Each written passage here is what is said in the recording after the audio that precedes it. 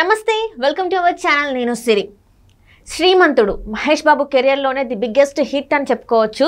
So అలాంటి cinema ఇప్పుడు ఏంటంటే వివాదాల్లోకి వెళ్ళిందని అనుకోవాలి. అంటే ఏదో మనం 10 సంవత్సరాల కిందట రిలీజ్ అయిన ఈ సినిమా ఇప్పుడు చర్చనీయాంశమైంది. ఇప్పుడు ఈ సినిమా దర్శకుడు ఎవరైతే ఉన్నారో కొరటాల శివ గారు అరెస్ట్ అయ్యే అవకాశాలు కూడా ఉన్నాయని చెప్పేసి వార్తలు వస్తున్నాయి. ఇంతకీ ఏం జరిగింది, అంటే ఈ సినిమా వల్ల దర్శకుడు ఎందుకు అరెస్ట్ అవ్వబోతున్నారు అనేది చర్చించడానికి మనతో పాటు ఉన్నారు ప్రముఖ సినీ క్రిటిక్ దాసరి విజ్ఞాన్ గారు. నమస్కారం. నమస్తే. మనిషి అనేవాడు వాడు బుద్ధి గడ్డి తింటేనే వస్తాయి, లేకపోతే రావు. ఎందుకంటే చిల్లరకు ఆశపడే ప్రతి గాడిద ఇట్లాగే చేస్తారు, అంతే. ఇంక దాన్ని ఏ విధంగా మాట్లాడాల్సిన అవసరం లేదు. అంటే మీరు ఎలా అంటున్నారంటే, ఎలా అన్నాము అంటే ఆయనకు ఆల్రెడీ అప్పుడెప్పుడు 15 లక్షల సెటిల్మెంట్ అయ్యింది. ఈ కథ ఒక ఆయన రాశాడు, చచ్చేంత ప్రేమ అనమాట ఆయన పెట్టిన టైటిల్. ఈ సినిమాకి అంటే ఈయన రాసుకున్న కథకి, ఈయన రాసుకున్న ఒక అందమైన కథకి చచ్చేంత ప్రేమ అనే ఒక టైటిల్ ఒకటి పడేసి స్వాతి మంత్లీలో వేసుకుంటూ వచ్చాడు. అయితే ఈ కథ ఆ కథ ఒకలాగే ఉంది అని అప్పట్లోనే గొడవకి దిగాడు. వాళ్ళు కూడా సర్లే ఏదో అయిందని చెప్పి నమ్రత గారు కొంచెం జోక్యం చేసుకొని MB creations GMB Mahesh Babu గారు కూడా ప్రొడక్షన్లో కొంచెం భాగమే. ఎంతో అది పట్టుకొచ్చే ఫోన్లో ఇక కొరటాల శివ కాపీ కొట్టాడో ఏం చేశాడో మొత్తానికైతే ఇక సినిమా మనం అందరం ఓకే అనుకున్నాము. ఇప్పుడు ఈయన ఎవరో వచ్చారు, ఎందుకు వచ్చిన గొడవనో 15 లక్షలకి సెటిల్మెంట్ చేస్తే ఆయన బాగానే ఉన్నాడు, అప్పుడు బాగానే సర్దుమణిగింది. ఇప్పుడు మనిషికి బుద్ధి గడ్డి తినిందని ఎందుకు అంటున్నానంటే ఆయనకి అవి సరిపోలే. ఇప్పుడు ఆయనకి ఇంకేం లేవు. బేసిక్గా ఈ చచ్చేంత ప్రేమ, ఈ వికృత శ్రేష్టలన్నీ కూడా వీక్లీ తీసుకోదు స్వాతి, వీక్లీ దగ్గర కూడా రానివ్వరు. వేమూరి బలరాం గారి యూనిట్ దగ్గర రానివ్వదు ఇట్లాంటి వాళ్ళని. ఎప్పుడన్నా నవలల పోటీలు పెట్టినప్పుడు ఏం చేస్తారంటే ఇవన్నీ వస్తాయి, చచ్చేంత ప్రేమ, చావు బతుకుల ప్రేమ, ప్రేమిస్తే చస్తాం, ఇట్లాంటివన్నీ ప్రేమతో చస్తాం అని పిచ్చి పిచ్చి నవలలన్నీ వస్తాయి. ఆ నవలన్నీ ఏం చేస్తారంటే ఇన్ని వాళ్ళకు కూడా రూల్స్ అండ్ రెగ్యులేషన్స్ ఉంటాయి. ఈ నవల ఇంతకుముందు ఎక్కడ పంపించి ఉండకూడదు, దీనిపై సర్వ హక్కులు మాకే ఉంటాయి, రైటర్స్ మాకు ఇచ్చేయాలి అని చెప్పి కొన్ని ఇస్తే అవునవునవునవును ఓకే ఓకే ఓకే అని చెప్పి నవలా పోటీకి పంపుతారు. బాగుంది అనుకోండి, అవార్డు వస్తుంది. బాగాలేకపోతే సాధారణ ప్రచురణకి ఎంపిక చేసుకుంటారు. ఆ సాధారణ ప్రచురణ కూడా లైక్ ఈ స్వాతి మంత్లీలో నవల్స్ లాగా వస్తాయి. ఒక నవల వేస్తాడు, చిన్న నవల, దాన్ని చదువుకోవాలి మనం. ఇంకా మిగతా అన్నీ ఉంటాయి, ఒక చిన్న బుక్. సో దాంట్లో ఈయనది వచ్చింది, ఏదో వేసారు, సరే పర్వాలేదు. అది మరి ఎటు తిరిగేసి కొరటాల గారు చదివారో లేదో తెలియదు. ఇంకా అంటే కొన్ని పోలికలు అయితే ఉన్నాయిలే, లేవని అనలేము. ఇక్కడ ఈయన దేవర కొండ అని రాసి ఆయన దేవర కోట, ఆ వెలిగండ ప్రాజెక్ట్ చుట్టూ నడిచింది. అండ్ ఇంకేమో సేమ్ ఇయ్యే, అక్కడేమో హీరో తండ్రి ఎమ్మెల్యే ఉంటే ఇక్కడేమో ఒక వ్యాపారి. ఇలాంటి చిన్న చిన్నవన్నీ ఏవో కొంచెం కలిసాయి. సరే పర్లేదులే, కలిసాయి ఏదో కదా. ఆయనకేదో నచ్చి ఇప్పుడు మూల కథలన్నీ తీసుకుంటారు. ఇప్పుడు ఎద్దరపూడి సులోచన రాణి గారు ఉన్నారు, ఆవిడ రాసినటువంటి నవల ఆధారితంగా మూల కథని తీసుకొని ఇంప్లిమెంట్ చేసుకొని చాలా సీరియళ్ళు సినిమాలు కూడా వచ్చాయి. యండమూరి గారి కూడా తీసుకుంటారు. అదేది హలో ఐ లవ్ యూ అని ఒక సినిమా, ఆయన వెన్నెల్లో ఆడపిల్ల, మనిషి కనబడకుండా ఫోన్ మాట్లాడతాడు, మనకి శ్రీకాంత్ వచ్చింది, మంచి సినిమా, నాకు చాలా ఇష్టం. అట్లా బోల్డ్ వచ్చాయి, నా తప్పేం లేదు. కాకపోతే ఏం చేస్తారంటే పాపం వాళ్ళు సృష్టించారు, ఎంత కాదన్నా సృష్టికర్తలకి ఒక గుర్తింపు అనేది ఉంటుంది కదా. ఏం చేస్తారంటే ఓ పావులో 10 ఇస్తారు, థ్యాంక్స్ అండి, గొప్ప విషయం, మీరు బాగా అద్భుతమైనది కనిపెట్టారు, అసలు మేము ఇలాంటిది కనుగోగలమో లేదో అన్నట్లుగా. అంటే ఏం లేదు, ఊరిని దత్తత తీసుకోవాలన్న కాన్సెప్ట్, ఒక మంచి ఆలోచన. ఇప్పుడు ఆయన చేసింది ఒక మంచి ఆలోచన, సరే ఈయన ఇంప్లిమెంట్ చేశాడు. మొత్తానికి కొరటాల సబ్జెక్ట్ కూడా ఇంతే కదా, జనాలకి ఏదో చేయాలనుకుంటాడే తప్ప ఏముంటుంది ఆయన దాంట్లో కూడా. అప్పుడు ఇచ్చిన చిల్లర ఈయనకు సరిపోలా. తర్వాత ఈయన రాసే ఈ చచ్చేంత ప్రేమలు చస్తున్నాయి, పెన్నులు చస్తున్నాయి, ఈయనలో ఓపిక చస్తుంది, ఈయన చేతి రాత చస్తుంది. కానీ అదేంటిది ఇంకెవరు ఆదరించట్లే, ఏం చేయట్లా. గతంలో బతికిన బతుకుకు సంబంధించినటువంటి మూలాలు ఏమైనా ఉంటే వాటిని మళ్ళీ కొత్తగా గొడవలు చేసుకుంటూ వెళ్తే చిల్లర వాళ్ళ దగ్గర వీళ్ళ దగ్గర ఎంతో కొంత డిమాండ్ చేయొచ్చు.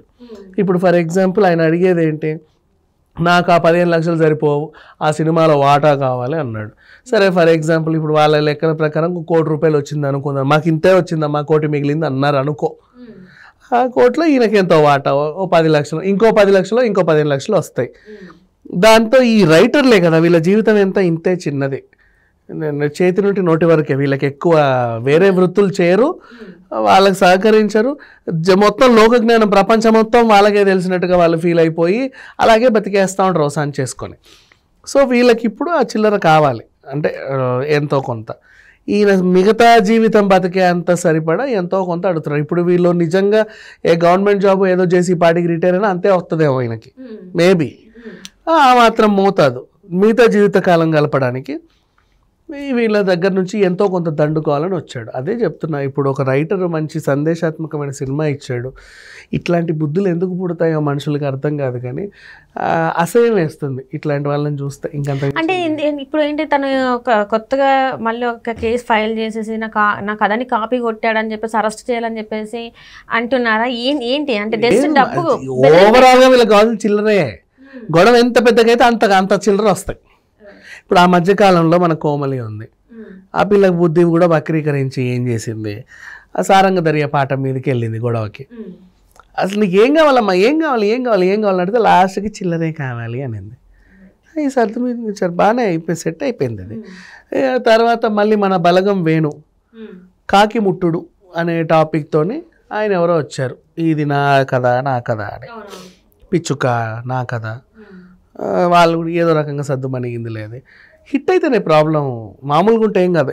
మన కాంతార వాళ్ళైతే వాళ్ళు చేసిన తప్పేలే, నవరస మ్యూజిక్ని తీసుకొని యాజ్ ఇట్ ఈస్ దించితే ఇక పాపం. అంటే తీసుకుని నేను కాంతార చేసిన తప్పేంటి తెలుసా, మీ మ్యూజిక్ చాలా బాగుందండి, మేము మా సినిమాలో వాడుకోవాలనుకుంటున్నాము, మీకు దీనికి సంబంధించి ఎంతో కొంత ఇస్తాము, ప్లీజ్ మీరు ఏమనుకోకుండా. ఎట్లా పాట అయిపోయింది, చచ్చినోడి పెళ్ళికి వచ్చిందే కట్నం అనుకుని వాళ్ళు కూడా 5-10 ఇవ్వండి సార్, మీరు అడగడం మీకు చాలా గొప్ప విషయం అనుకుంటారు. లేదా కొంతమంది వాళ్ళంతటి వాళ్ళు వచ్చారు కాబట్టి కొంచెం ఏమన్నా మానవత్వం మిగిలి ఉంటే వద్దులేండి సార్ పర్లేదు వాడుకోండి దాన్నే ఉంది అంటారు. అట్లా కాకుండా చెప్పబెట్టకుండా వాడి అది బాగా హిట్ అయిపోతే వీళ్ళకి వంకర బుద్ధులన్నీ వస్తూ ఉంటాయి అన్నమాట. 100 డిమాండ్ చేద్దామా, 50 డిమాండ్ చేద్దామా, ఇట్లాంటివన్నీ వస్తాయి. కానీ వాళ్ళు వేరులే, వాళ్ళకి ఏంటంటే కొంచెం ఆత్మాభిమానం దెబ్బతిని అట్లాంటి పనులు చేస్తారు. కానీ ఇక్కడ శ్రీమంతుడి విషయంలో మనిషి బుద్ధి గడ్డి తిని ఇలాంటి పని చేసాడు. సో ఇది నాకు చాలా నీచంగా అనిపిస్తుంది. ఇంకా అంతకంట ఇప్పుడు ఆ చిల్లర తీసుకొని ఆయన ఎన్ని రోజులు బ్రతికినా ఎంత తిన్నా కూడా ఒక చచ్చిన శవం లాగానే నాకు ఆ తిండి అసలు ఎలా అరుగుద్దో కూడా తెలియదు. దీని ఎఫెక్ట్ ఏమైనా దేవర సినిమా మీద పడే అవకాశం ఉందా? అంటే ఇప్పుడు ఇది యాక్చువల్గా చెప్పాలంటే మెయిన్ అసలు ఇంకో టాపిక్ నేను మాట్లాడాలనుకున్నా, బట్ కొట్టే తెచ్చేలా చెప్పేస్తే ఇంకోసారి ఎప్పుడైనా మాట్లాడదాం. ఓవరాల్గా టార్గెట్ కొరటాలని ఇబ్బంది పెట్టడం, ఆచార్య తర్వాత నుంచి అసలు కొరటాలనే మనిషి ఇండస్ట్రీలోనే ఉండకూడదు అని అది ఒక వర్గంకి ఉందిలే.